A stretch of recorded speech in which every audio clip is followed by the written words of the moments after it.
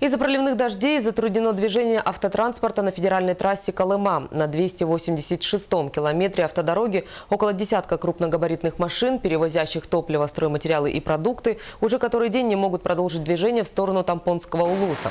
В Татинском улусе помимо федеральной трассы отсутствует наземное сообщение на дорогах муниципального значения.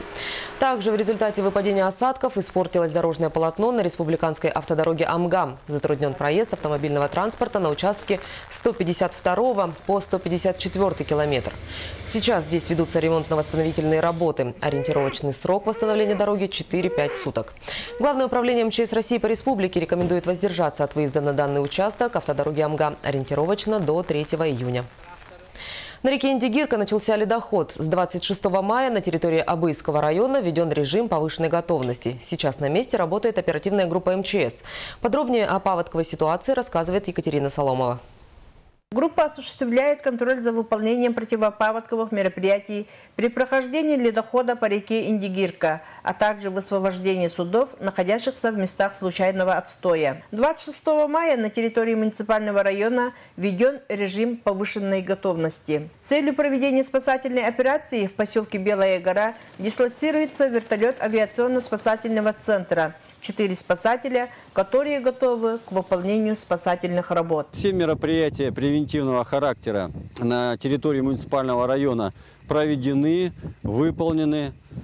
Функциональное звено территориальной подсистемы приведено в режим повышенной готовности. Речным портом проведены превентивные мероприятия на местах временного отстоя. Работают двигатели, то есть происходит размытие чаш.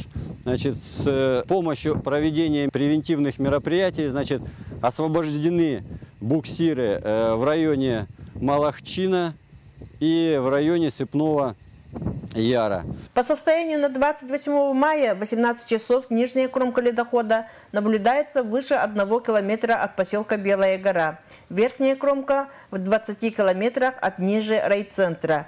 Уровень воды составляет 587 сантиметров. За сутки прибавило 178 сантиметров. Все подготовительные работы по безопасному пропуску паводковых вод и ледохода в принципе выполнены.